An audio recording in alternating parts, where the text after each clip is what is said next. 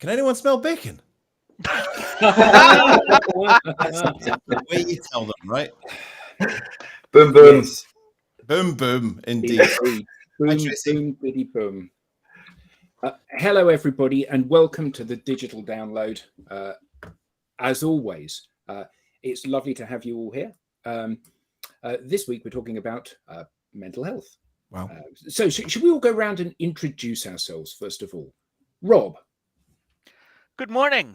I'm Rob Durant, founder of Flywheel Results and a proud DLA partner. And loving the beard. No Shave November.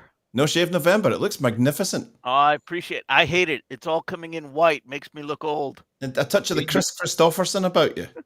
Or the Santa. Yes. Eric. Hi, I'm Eric from Crux up here in Aberdeen. Nice to be here, partnered with DLA Ignite. Alex. I'm Alex from Sapiro, founder of Sapiro and proud partner of DLA Ignite. You see, we're saving the best till last. Tracy. Or the latest until last. I'm Tracy Borison. I am just outside Calgary, Alberta, Canada, and I am on the Crux team, proud partner of DLA Ignite. See, we have to say that contractually that we're a proud partner of DLA, or Adam won't let us on the show. Yeah, I can just switch you off, can't I? Yeah, you can. And you have done. Many times. And Hazel. Hello, I'm Dr Hazel Harrison. I'm a clinical psychologist and the founder of Think Avalana. Fantastic. Well, it's lovely to have you here as a guest. So anybody that's tuned in will see that today we're talking about the psychology of mental health. So actually, do you want to give us a bit of background, Hazel, on how you got to be where you are today? Sure. So in the UK, when you train as a clinical psychologist, you do that as part of a university and NHS kind of partnership. So I started my career really working in children and young people's mental health in NHS clinics, and I'm working with families as well. And I definitely got to a point where I felt like this was great and it was really part of what I cared deeply about, but also that I was realizing we're learning loads from the sort of science about how our brains work, about actually what we can do to take care of our mental health. But perhaps we weren't so great as clinical psychologists in sharing that in ways that were accessible and perhaps were reaching a slightly wider audience. So I decided that I would carry on working in the NHS, but I would also see if I could find people who'd be interested in listening to me talk about mental health and actually what we can do to take care of our mental health. So I started Think Avalana in 2015, really just on that big mission of actually how do we bring the science out so that people can use it, apply it, think about it for their own lives, for those around them. And that's really what I've been doing since then, which feels like quite a long time now. And is there a major difference in the way that you now interface with people? I recently spoke to a doctor who was a GP who broke away from the GP because they thought that an 8-minute appointment where all they could really do was prescribe pills wasn't really getting to the root cause of issues. Are you now in a position where you're able to get really under the skin and back to root causes and deal with all that and spend the time that you want to spend with people? I think there's definitely an element of freedom. And I think the challenge working in an NHS, clinic is obviously that particularly for clinical psychologists, we are pulled in to do the treatment and the firefighting and the things that we have to do. And actually, it can be quite tricky to find the time, exactly as you're saying, to maybe do those preventative bits. So what I would say is that now that I can decide which projects I get involved in, I can very much perhaps steer that a bit more toward prevention, which is exactly as you're describing as perhaps where my interest lies, but also where I just feel like it's sensible for us to be putting some resource as well. Super. Brilliant. So you're a very prolific poster and engager on LinkedIn. And as I said, I gave you waves, I think it's fair to say.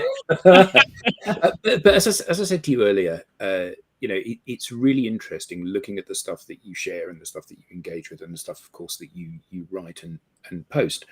And scratching below the surface, what I have become aware of from reading your stuff is the incredible depth of ignorance that I have about mental health.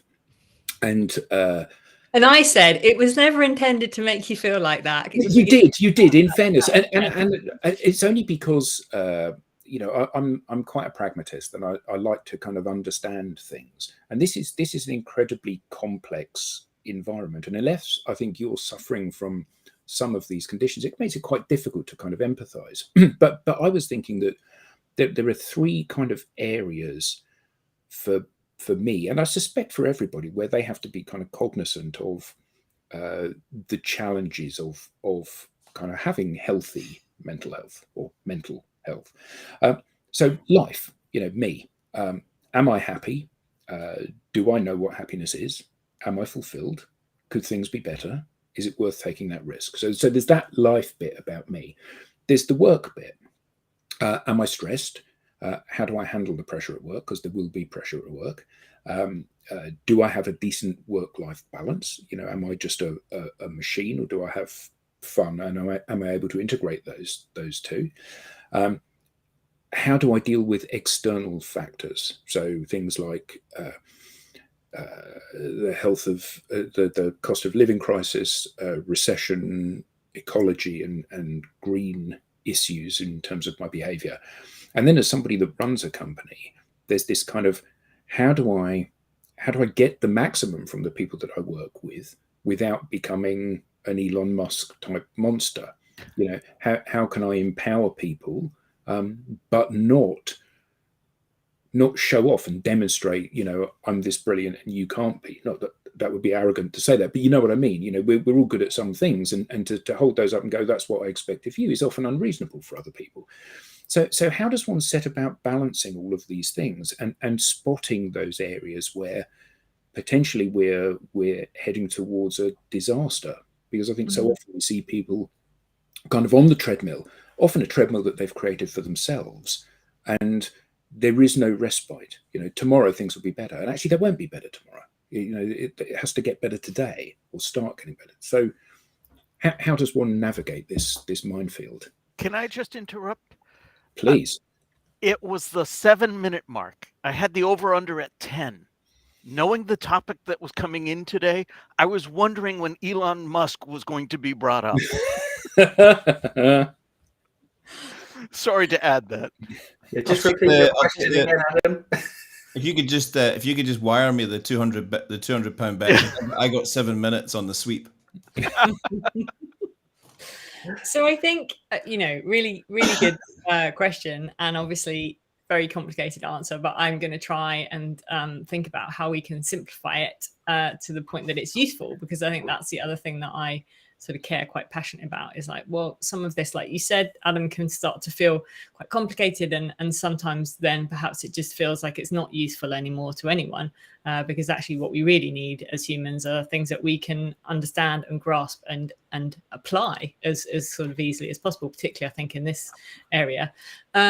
So I think one of the really important things that I would say, whether we're talking about our individual sense of well-being or mental health, or whether we're talking about how we support others, you know, our employees or those around us, is that I think it really helps to be clear on what you as an individual, or you as a team or an organization, mean when you talk about mental health and well-being, and what it is that you need or know that you need.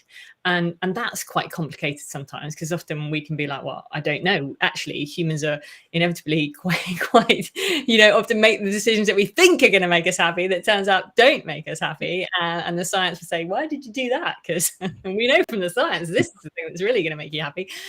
So, you know, it can be confusing. Our gut feeling perhaps isn't necessarily always right about our what will improve our well-being. But what I would say, I think from my own personal experiences, but also from digging into the research around this, is that it really helps to have a model. And it's interesting that some of the things that you're describing, Adam, I would say fit within a kind of well-being model that sits in my head all the time and becomes a kind of measure of how I'm doing. And I don't mean like how I'm doing in terms of how successful I am, but just in how I'm managing the things that you're describing, and how I'm keeping those in check. So that, you know, I have been very much committed to Marty Seligman's model of well-being, just because it really made sense in my own life. But I would say there are other models out there. Like, don't feel you have to describe that. Describe Marty's view. So his model has 5 main elements, and actually they sit with some of the things that you've been describing. So it's an acronym, so it's PERMA. So the first element is about positive emotion and thinking about how we as humans need a balance of emotion in our day. And generally, it supports our mental health and well-being if some of those emotional experiences that we're having, not all of them, but some of them, feel what we might describe as being kind of pleasant, in terms of how we experience them. So that's things like joy, awe, love, hope, serenity. You know, it doesn't necessarily have to mean what we stereotypically imagine as happiness, but it is emotions that feel good to us.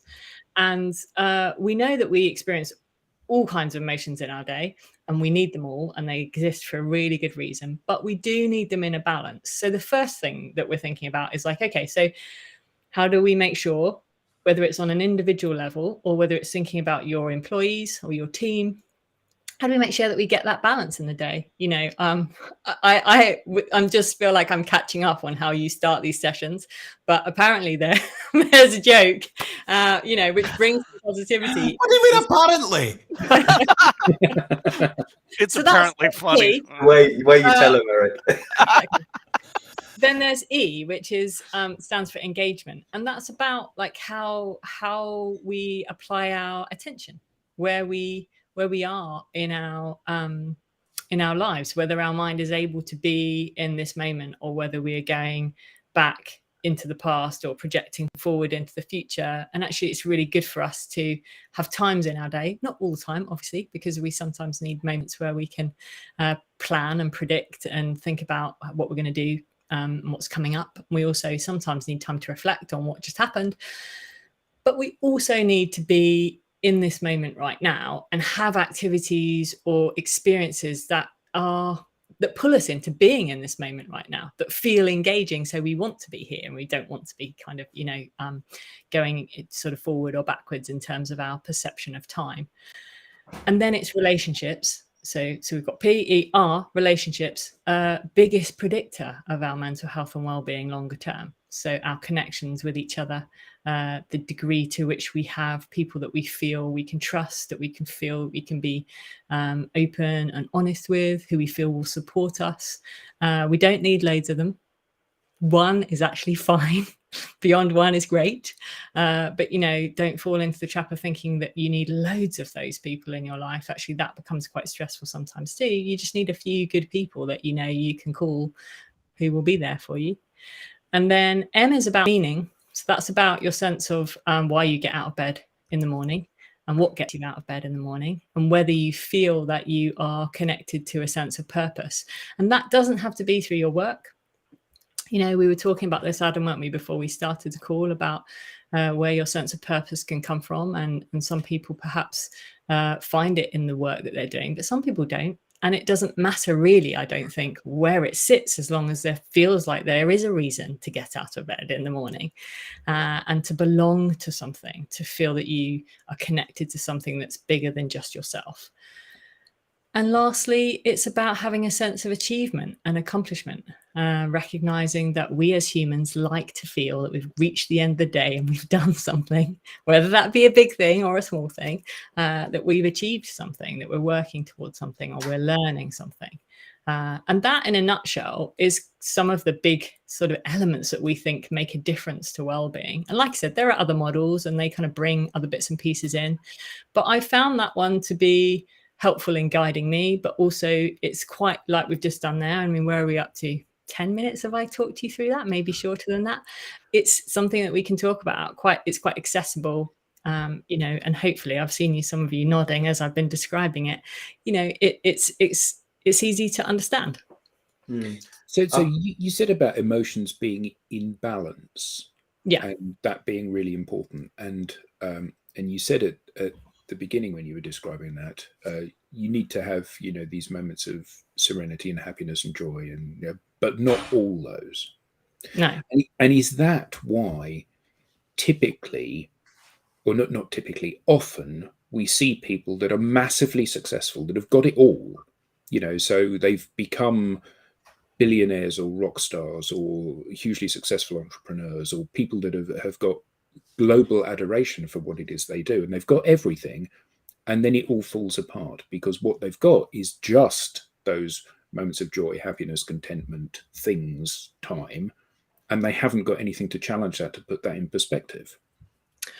I mean, it's a good question. I don't know exactly. Obviously, everyone's lives are different. I don't know why sometimes those things happen. But theoretically, if we talk about what it would feel like if we just experience positive emotion, I mean, if you imagine that, if I said, well, listen, you can all just feel positive emotions for the rest of your life. Who wants to sign up for that? Are you all in?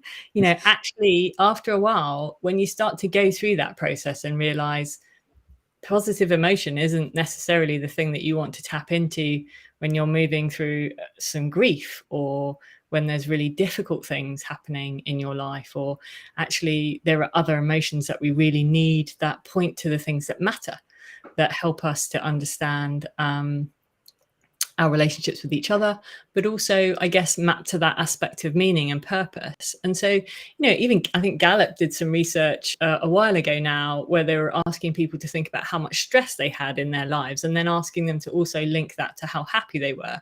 And interestingly, those people who have very low levels of stress also described very low levels of happiness. And it seemed like there was an aspect of we get stressed about the stuff that matters to us, and we have things in our life that matter to us that also bring us joy and happiness, you know. So this is why it's about a balance. You know, it's not just experiencing kind of one particular area of emotion, because it doesn't feel real either. You know, whenever I talk about this from delivering a keynote, we're talking specifically about emotions and positive emotions. I say, I imagine that there's this threshold where if we just moved into kind of positive emotion, it'd be a bit like those early sort of Disney films where you're just sort of skipping through with like birds circling around and bursting into song every minute or two. And actually, that isn't real life. That isn't, but nor is that someone who, if you saw them, you'd be like, oh, I want to talk to them. Do you know what I mean? Like, it doesn't feel like there's any authenticity there either. So some of the research that's been done around this area, Barbara Fredrickson particularly has been looking at what those ratios are, which I think is really interesting. It's very geeky, but if you really want to start to break it down, it's like, well, we kind of need more positive emotions than negative emotions in our day in order to create what feels like a balance to us, because the ones that are what we might describe as being negative tend to be more powerful. So we probably, to sort of maintain some level of equilibrium, we want to get something like 3 to 1. And then when you go upwards from there, you know, you can create perhaps a bit more of an upward spiral, but don't go beyond 11 to 1, because then you're in Disney territory.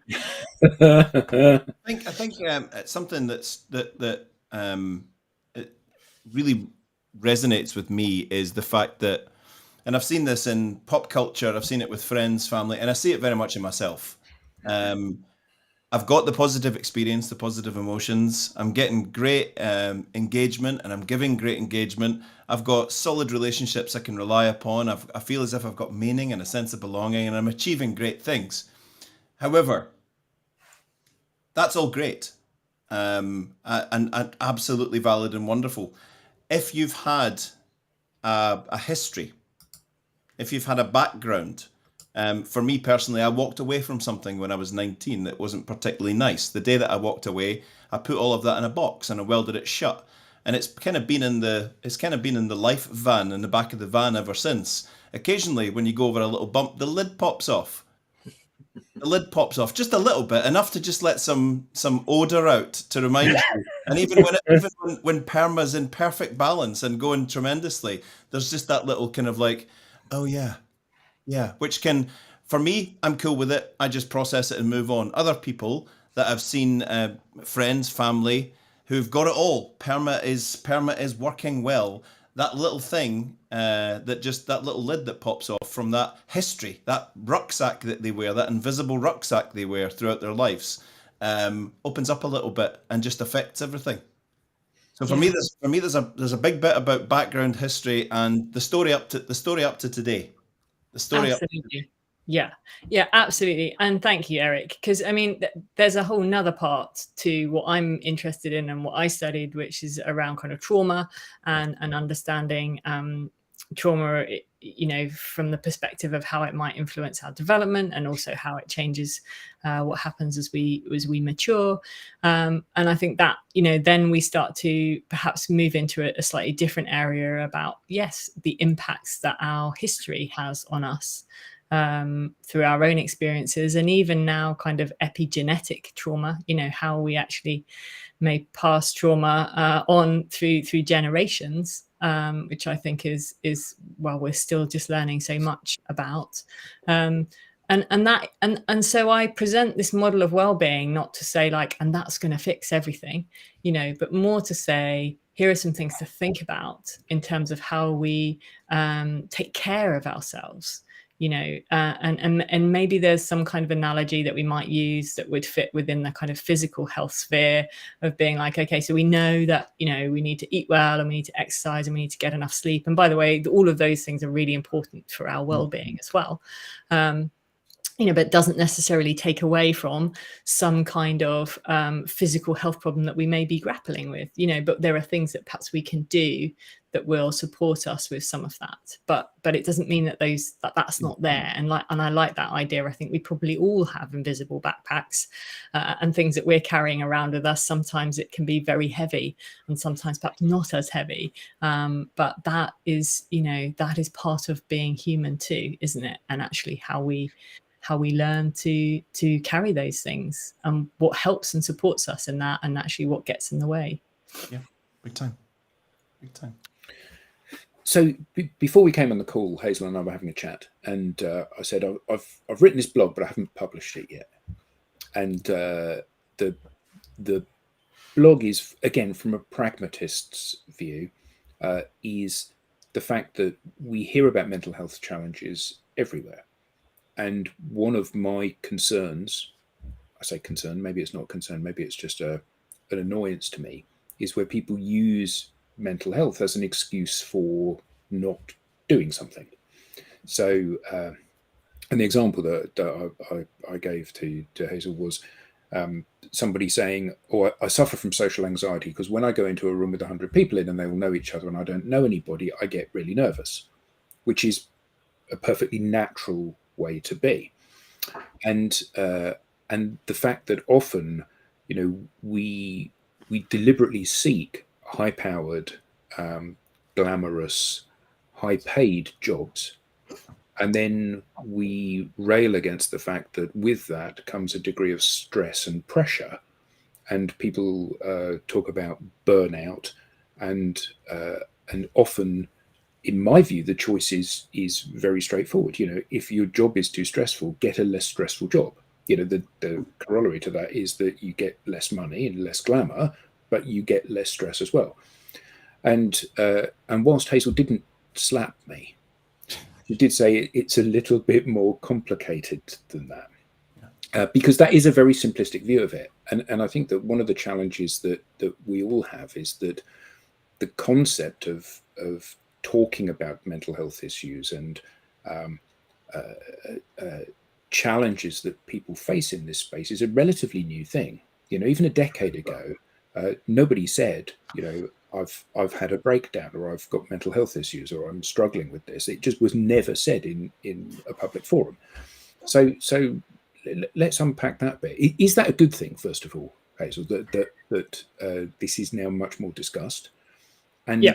Where do we position that line between, as you said earlier, you know, this is what the psychologists are doing, is working out where that line is between, it's perfectly normal for you not to want to go into that room, but equally some people are paralyzed, and where do we boundary that? Yeah, absolutely. And I think I would say it is good that we are talking about this so much more. And I think it is empowering, and it is normalizing, and it is giving people tools and resources and making people feel less alone in their mental health struggles. And I think there are lots of great things about the fact that this is now something that is becoming more normalized and is less shame inducing to talk about, because I think there was a lot of shame about having a mental health problem, and, you know, feeling like people feeling like they'd done something wrong, or that it was just them and they were kind of broken in some way. And now, you know, we understand perhaps more, to Eric's point, about some of the causes and difficulties that may contribute to mental health problems. And so what I said to you was, well, yes, it's not as simple as that. And also, I think my worry is it's easy for those of us who, so I feel anxious before I'm about to go on stage and deliver a big keynote to a large audience. I feel like I might be sick. I feel a bit like, why am I doing this? You know, I have all of these kind of reactions that we could say are kind of very, very normal reactions. And then I have a toolkit of things that I will do to try and help myself get through that process so I can go out on stage and do what I need to do. And I think when you have that toolkit, or when you've had these kinds of experiences, it's very easy to go, well, why don't they just do that? You know, like, why don't they just pull themselves together and go out on stage and do what they need to do? But of course, what we don't know, and I'm going to go back to Eric's beautiful metaphor, is what they're carrying around in their invisible rucksack.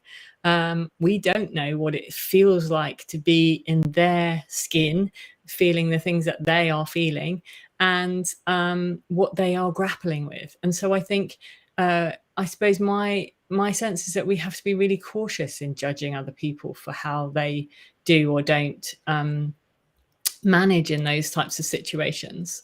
But whilst also recognizing that, yes, some of these emotions that we're describing, or some of these experiences that we're describing, we will all have at some point or another. You know, we may all have days where we feel very anxious. We may have days where we feel very low.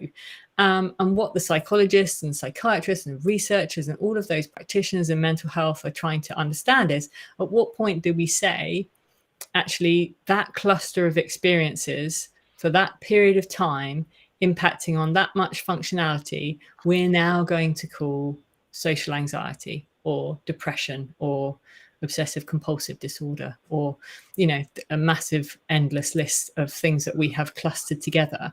And it's important that we do put these into a context of understanding what they look like, because then we also can start to research what helps these people who are experiencing these types of difficulties get better as quickly as possible, or learn how to manage these symptoms in a way that is not so impactful and detrimental to the way that they want to live their life. You know, we do have to do this in order to think about the treatments and the interventions and the resources that can be offered to people to support them.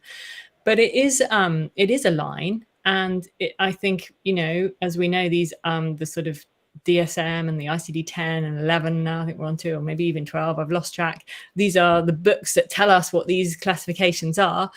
You know, they get updated, so that, because we are updating our understanding of mental health, and we are kind of learning that there are perhaps differences or nuances or different ways of understanding these things that we hadn't before.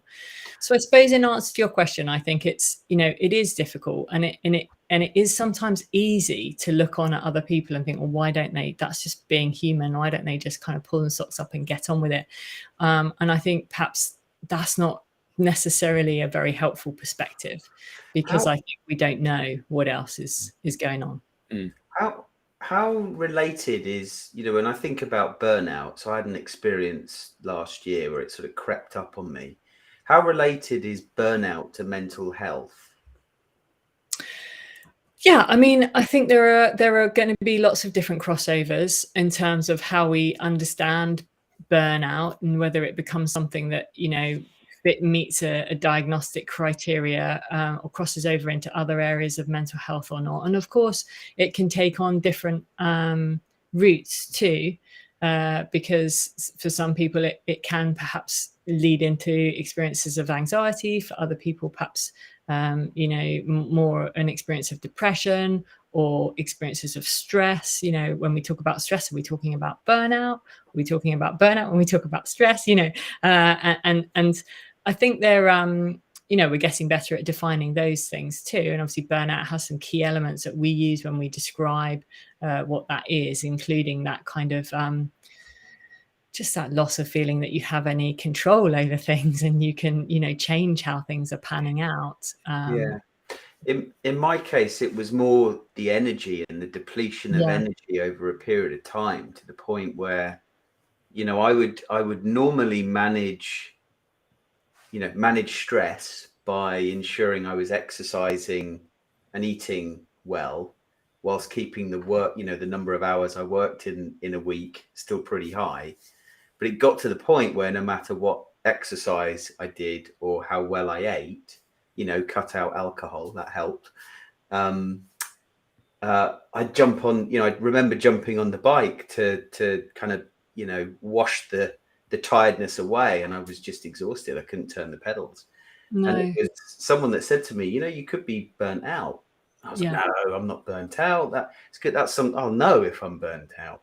Yeah. It's so odd that and I see lots of people falling into this cycle. They're on 99 all the time, and they think, right, what I need to do now is work myself out into an absolute frenzy, and that'll no concept of. I said to one of my friends the other day, what are you doing? Well, I'm working out a lot to try and get rid of some of the stress. So you're stressing yourself more to be less stressed. Yes, clearly you need exercise, but what about meditation? What about breathing? Yeah. What about just emptying your mind? I've got no time for that. So that's a really good point. So Alex said about this creeping up on him. If you are eating unhealthily and you're not getting any exercise and you're getting fatter and fatter and fatter, you've got a very visual thing that what you're doing is not healthy for you. Not always.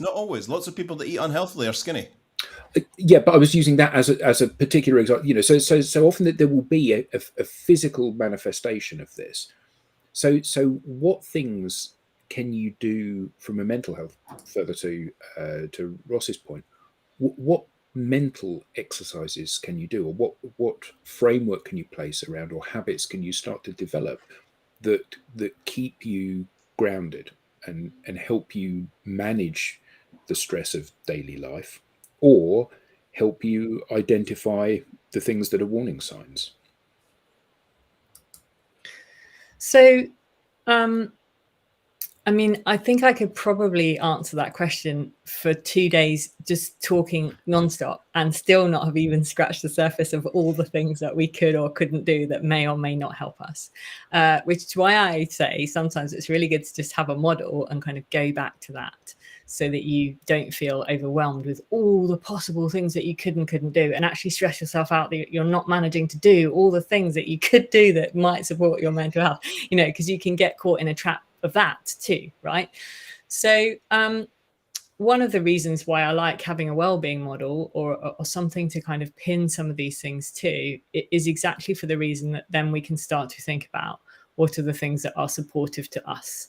And just like we've been speaking about before, we have a lot of individual difference. Some people find meditation to be really supportive of their mental health. Other people find it's actually not.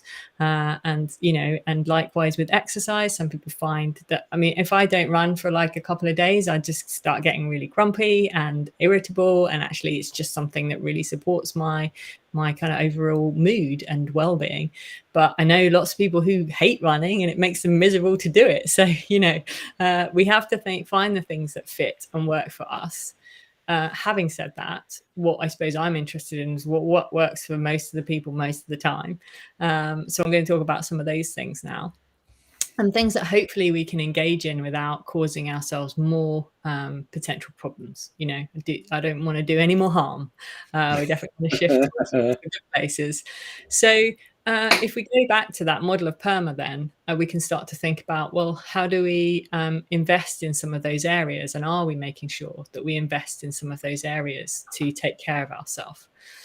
So Positive emotion is a really interesting one because unfortunately there are various emotions that when we try and make ourselves feel them, it often backfires.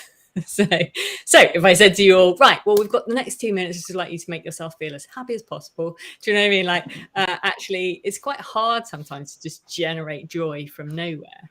But what we have found from the research is that you can focus on some positive emotions and they tend to make them grow a bit more.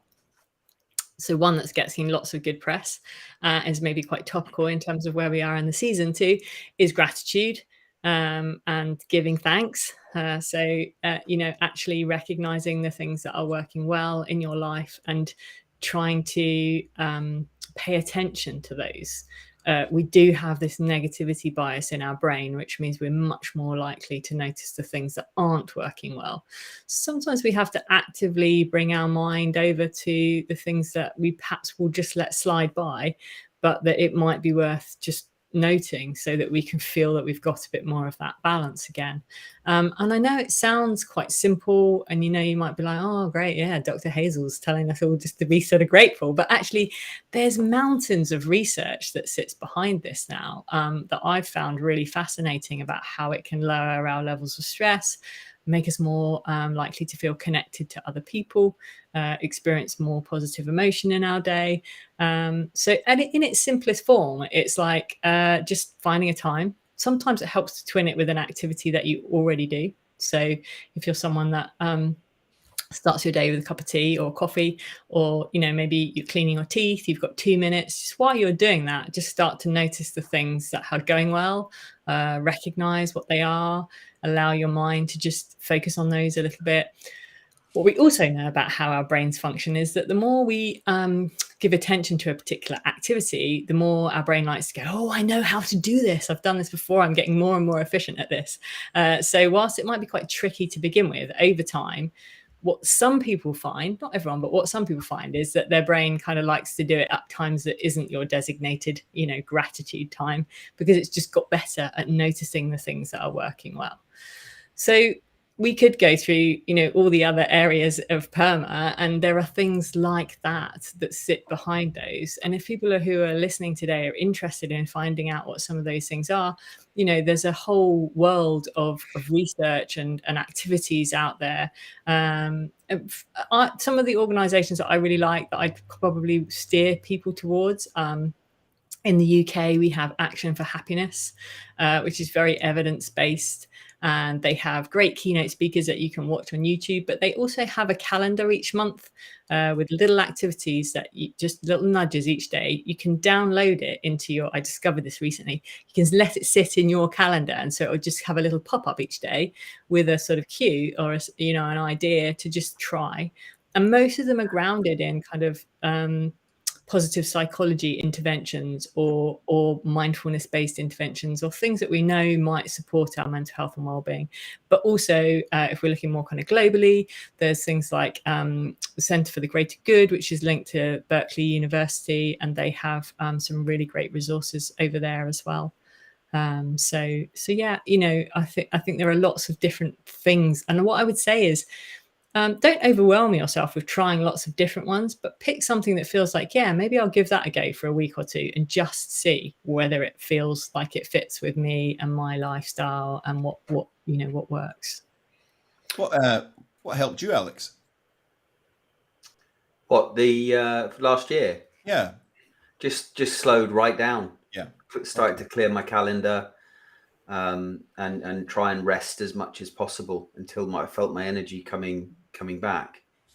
And then it was actually, so I have a coach, someone that I used to have a weekly call with, and was actually jumping on my coaching call with her whilst getting on the bike because I was so busy. And she said, what are you doing? You sound exhausted. Well, I'm on the treadmill and this is how I'm feeling. And she was the one that said to me, it sounds like you burnt out. I'd get off that if I was you. You're on the treadmill metaphorically and physically. Yeah. But now the thing is, I still, your example of running at 99%, and maybe it's because I'm running my own business, I feel like I'm a little bit trapped, but I'm running at 99% all of the time. Yeah. And whenever I'm ill or I'm not feeling 100%, you know, the amount of output is dropping, but I'm still at 99%, if that makes sense. Yeah, 100%. Yeah, small business Can we- owners often feel there's only 28 hours in a day and I'm working all of them. Well, Yeah. I think I would love to talk about this from the mental health perspective, because I think as a society, we celebrate filling your day with things, right? So even as an entrepreneur, even if you were going to say, I'm going to work 8 hours a day, which, let's be honest, most people don't anymore.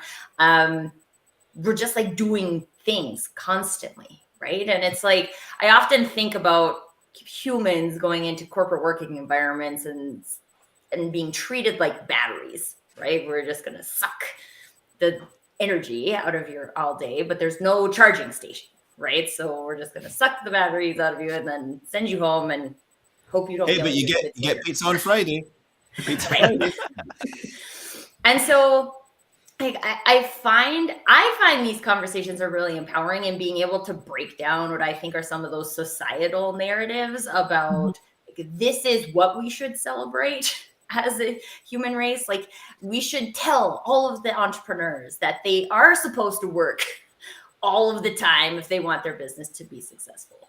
And like, I just don't believe that that's true. I believe that there's so many things that everybody does that doesn't contribute positively to mental health, doesn't contribute positively to business growth, just doesn't contribute. And we're so obsessed with doing things that we forget that sometimes the most power comes from, like Alex said, taking a break and stepping back and giving ourselves space to just explore some of these things. Because I also don't think you learn anything about what makes you stressed or what makes you happy or any of those things if we don't create space to explore that. It took me 49 years to realize that if I don't do the little routine that I've got a daily routine that happens from the morning and, you know, sporadically through the day and then into the evening. If I don't do that, I'm less effective at work. And it took me all that time to realize that being at 99 and just motoring on all the time, actually, unless I start every day with a cold shower. I do it every day. I've done it now for 2 years. It increases my dopamine, reduces my cortisol. It gives me a brilliant start to the day. Another little thing that I do, I'll share it with you. You're going to laugh here, right? You're going to laugh at this. We will now. Yeah, you will. And I want you to, because it's funny. Before I have the cold shower, my wife Sarah knows to just leave the room because I like making the bed. I like to make the bed. And I saw that, and I'm not claiming it as a thing. I saw it in a YouTube clip by an admiral of the US fleet saying, every morning get up and make your bed and make it brilliant. Do it really well. Spend a lot of time getting it right. Number one, you've achieved something lovely first thing in the day. It's a thing that you do every day and you take pride in it and you get it done. Then I go and have a cold shower. 2 or 3 times a day. I only discovered this last year. I do box breathing. Box breathing. I absolutely love it. I did something quite stressful at the weekend. And 2 minutes before I went and did it, I did about 1.5 minutes of box breathing. And I'm a different person after I've used box breathing techniques. It changes everything for me. Now, maybe the idea of the thought that it changes everything for me, and I think that I know it's going to change everything for me, helps with that. But if I'm about to do a big presentation or do something, I'll do 30 seconds, 45 seconds of box breathing, and that works for me. I now know I need to walk. I need to walk in the woods every day for half an hour, 45 minutes. If I don't do these things, I'm less effective at work. And that would have made no sense to me 5 years ago. But you're now, you know, I think you're 49 still, are you? But you're old enough. You're old enough now to tell yourself it's okay to do that. I think for years I was in a corporate world, and I think many people do. Me too. You're not sure if it's okay to take the break or create some thinking time. Where are you going, Alex? I'm just going to go and breathe for half an hour in a dark room. Yeah, whatever.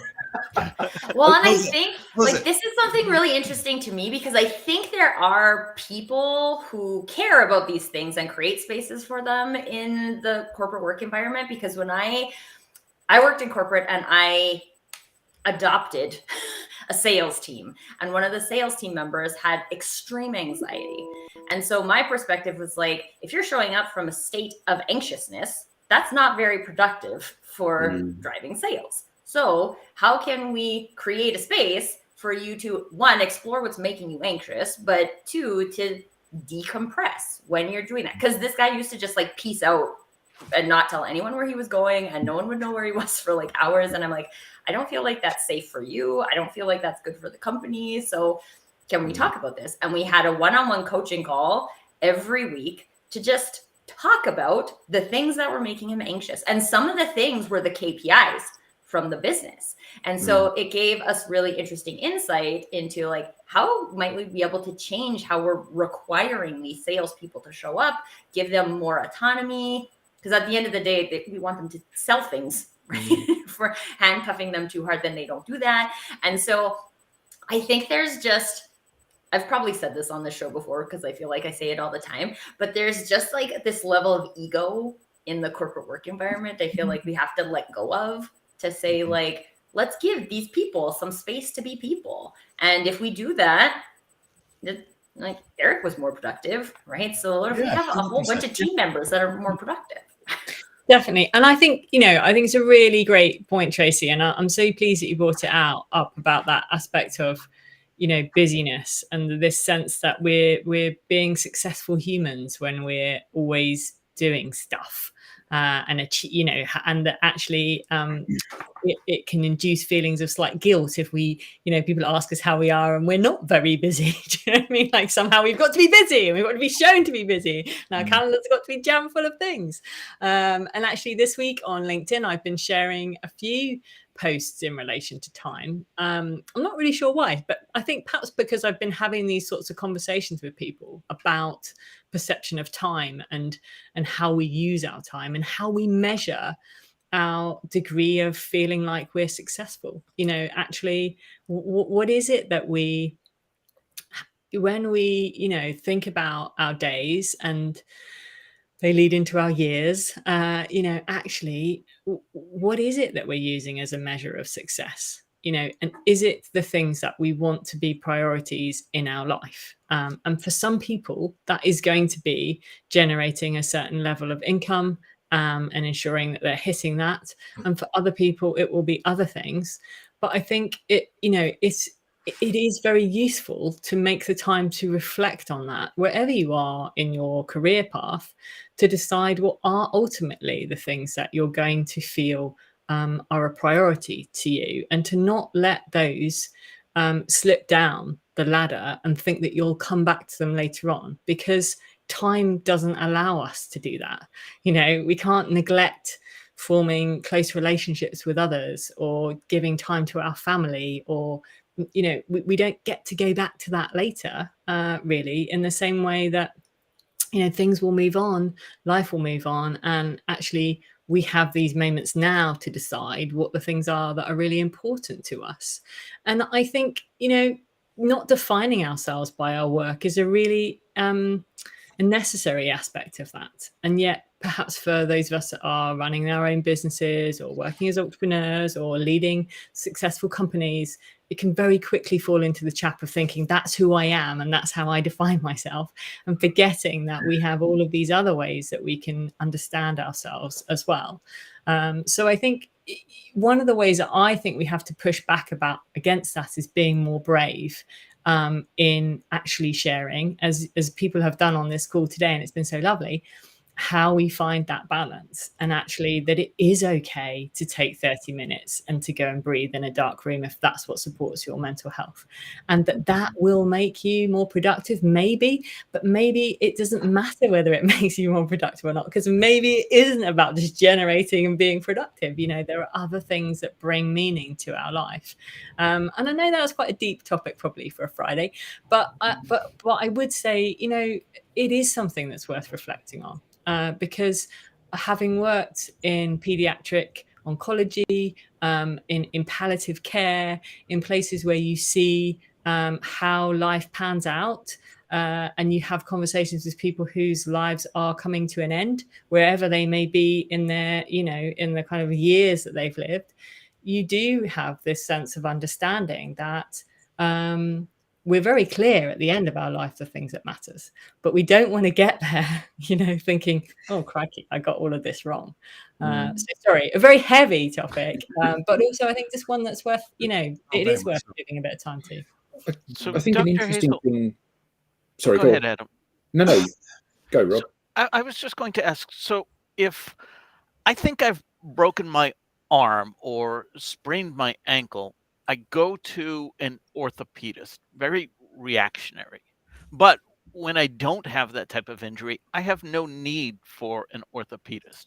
Whereas I go to see my dermatologist regularly, I go to see my general practitioner for an annual physical, very preventative.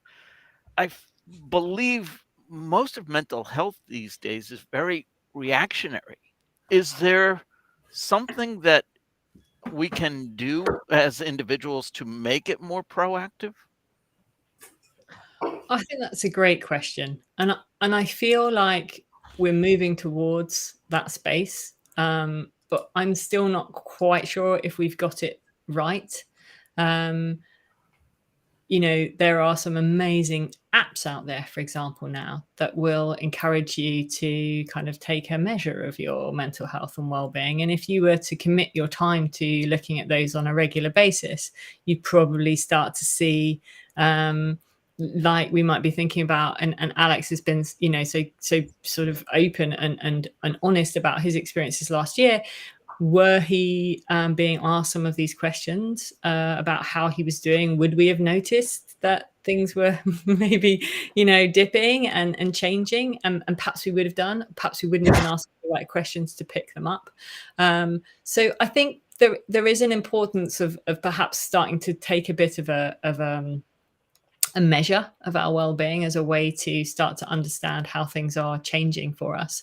But what I don't know if we've done is found a good way to do that doesn't feel too cumbersome or just puts us off really quickly so that we decide we're not doing this anymore. How Mental is a organization in the UK who have just built an app called How Are We? And it's a very simple slider that you just move up and down on a line, and it will just store your results each time you input that, so that you can stand back and have a look and go, oh, how am I, and see how that might be kind of changing. But I'm imagining, Rob, that we're still going to see more possible ways of starting to really be able to kind of have these, mental health checkups, well-being checkups, if you like, that are going to work for us all. And that's the bit I don't think we've quite found yet, is like, actually, what does that look like? Some people work in organizations where they will offer something like that. But perhaps there's probably still a bit more work to do, I think, in that area. Peggy Kern, who works over in Australia, has been developing a few sort of questionnaires around PERMA, particularly, so the things that we're talking about today, so that you could take a kind of a questionnaire test, and it would look at, okay, how is your levels of positive emotion, Rob? How are you doing in terms of engagement? And you might start to see that perhaps there are some areas that you want to focus on a little bit more. But it doesn't seem to be quite the same, does it, as kind of someone being sent for a physical each year, or right. And I don't quite know. And there may be people listening, or there may be people out there that would say, oh, no, we're doing that really well. But I'm not sure where we've got to with that yet. I know Unmind, who's a big app company that I've been working for, they've been developing some really great tools for their app, which is sold to businesses. So people like John Lewis and British Airways and big organizations buy it, and then they give it to their employees so that they can have access to tools, but also ways of measuring their mental health. So we're definitely moving somewhere along that line in terms of making that a bit more accessible. But I'm not sure I don't know. I think we've probably got a bit more work to do. There are tools and there are coaches, but honestly, one of the biggest concerns there is privacy and efficacy and authenticity. Anyone can call themselves a coach these days, and there are some that have gone through certifications that absolutely make it viable, and others who just I got laid off, and let me slap coach on there, and I'll give you whatever advice keeps the check coming from you every week. So it's scary to put your trust into some of these things. So yes, definitely. And I would say that is a really important point, Rob, and one that I feel like over the last couple of years, there's that balance of me being really excited that we're all talking about mental health and well-being a lot more, coupled with like, who are these people on Instagram that are telling us how to do X, Y, and Z, and what qualifications do they have?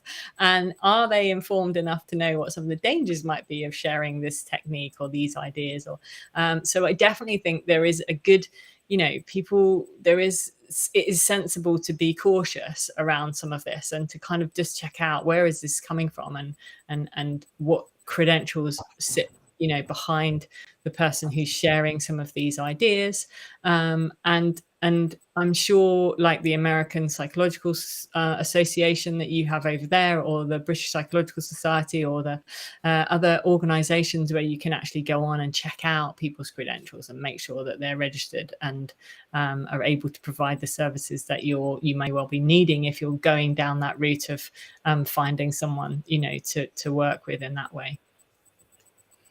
I think Tracy has a question. I do have a question, and I also just wanted to share something really quickly that works for me in that arena and just kind of measuring my mental health, is how many people in my circle that I interact with often am I confident enough to tell them how I'm really feeling. So like when they ask me, how are you? How many of the people do I interact with on a daily basis am I going to say, yeah, I'm fine, even if I'm not fine, versus like, you know what, I'm totally not fine. And I will be fine, but I'm not fine right now. I think I'm in that circle because most times when I speak to you, I say, how you doing? You go, ah, shut up. No, but interestingly, there was this comment from Andrew earlier where he says about he's been going to a weekly men's mental health group called Changing Rooms. Brilliant. And I think that that's really interesting because the current kind of working from home, much more isolationist view of how we run our lives means that we don't have 2 evenings a week in the pub chatting to people and potentially bonding with them and pouring our heart out to them. So it is potentially a much more lonely journey to be on now, isn't it? Yeah, definitely. There are 2 things I want to say about that. First of all, you've reminded me of Talk Club, which is another organization in the UK that was specifically for men and mental health. And one of the things that they have, Tracy, in there that I really love is that they start their sessions by saying, how are you out of 10? And I think when you're asked that question instead of how are you, it makes you think, yeah, how actually on my scale of when I'm at my best and when I'm at my worst, how am I doing? And perhaps for those people who you do feel close and can trust, it enables you to answer that question in a way where you can, I'm at a 5, I'm at a 4, I'm at a 2 today, and actually it's a really nice way of not necessarily having to find the complicated language for describing where you're at and why, but actually just to recognize that we are all on a scale. We will move up and down. That is very normal. And that it's sometimes helpful to share with other people where we are on that scale, particularly if we may need a bit more support. So how are you out of 10, I think, is a really nice addition to how are you. But also one of the research studies that's just come out of Harvard that I found really fascinating was about what they call relational diversity. So as you quite rightly say, Adam, lots of us are working from home now.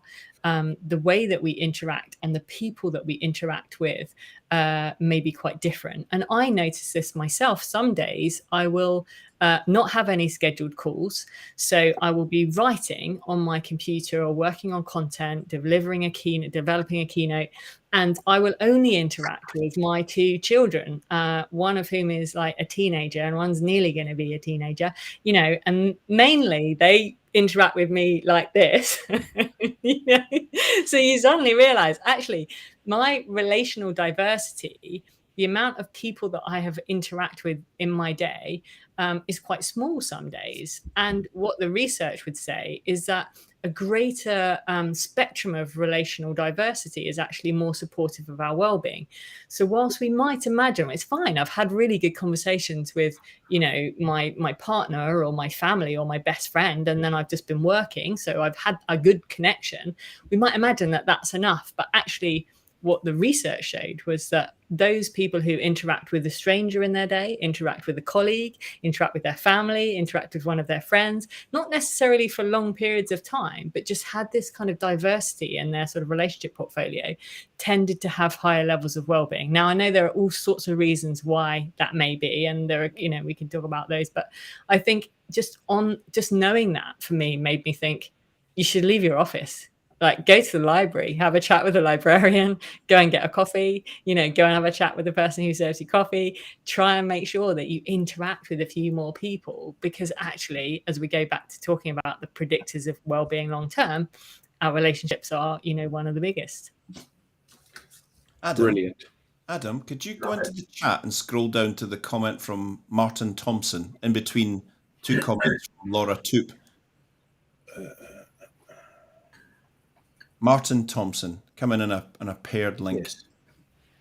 Martin, we saw your comment. We see you, absolutely. I'm connected to you, so I'll certainly reach out with you. We're hoping you're getting some help with all of this. If you're not, you heard some great resources and advice from Dr. Hazel.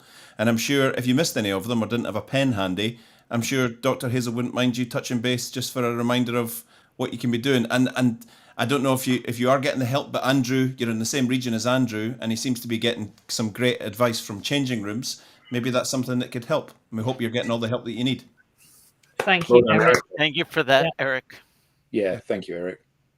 And thank you to everybody on the panel, and thank you to everybody Yes, thank in you so the much, audience. Dr. Hazel. You said about practicing gratitude, which I love that as an idea. So thank you, Dr. Hazel Harrison. What a fantastic way for us to spend an hour on a Friday. Outstanding. Can we do another hour? Yeah, everybody reach out to Hazel and connect with her on LinkedIn, because her content is outstanding, and she is, as you saw today, lovely. So thank you all very much indeed. Thank you. I've really enjoyed this conversation. So thank you, everyone, for taking time.